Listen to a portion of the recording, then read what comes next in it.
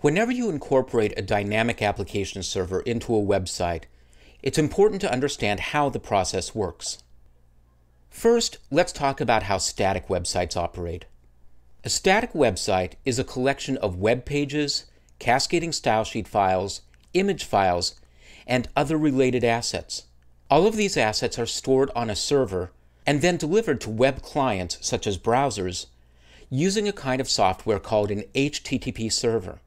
There are a number of popular HTTP servers on the market, but the two most common are Internet Information Services, or IIS, a free web server that's included with the Windows operating system, and Apache, a free open source HTTP server product, which is used on pretty much all operating systems, including Windows, Linux, Mac OS X, and other flavors of Unix. With static websites, a client, such as a web browser stored on a personal computer or a mobile device, sends an HTTP request. HTTP stands for Hypertext Transfer Protocol. The format of the request is in a URL, which stands for Uniform Resource Locator. A URL could be http://www.lynda.com. That would mean that the request is going to the default directory on lynda.com's website. The server receives this request and then figures out what it means. The request typically points to a particular file on the server's disk. The server retrieves the file, opens it up, gets its content, and sends that content back to the client as an HTTP response. Here's a little diagram that shows how it works. The client sends the request to the server. The request is in the form of the URL. The server finds the file and sends its content back to the client. So that's a static website. When you mix in an application server, your website becomes dynamic. The application server software, such as PHP, ColdFusion, or ASP, is installed on the same physical computer typically as the HTTP server software.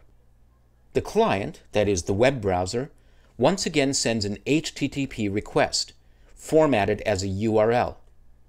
The client doesn't know that there's an application server involved. The request looks exactly the same to the web browser, regardless of whether the website is dynamic or static.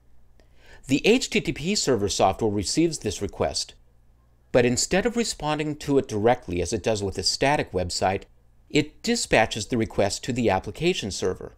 It knows how to do this by looking at the file extension in the URL. If the file extension is .cfm, that's a request for the ColdFusion server.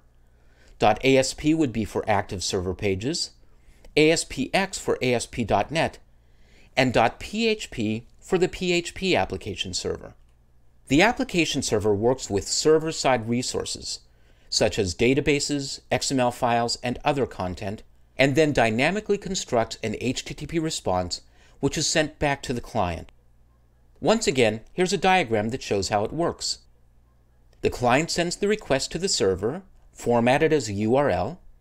The HTTP server receives the request and now dispatches it to the application server. The application server might work with a database on the server to get some content. The data is returned to the application server. The application server constructs an HTTP response, returns that to the HTTP server, and the HTTP server returns the content to the client. Once again, the important thing here is that the client doesn't know an application server is involved. Its relationship is directly to the HTTP server. So that's how dynamic websites differ from static websites.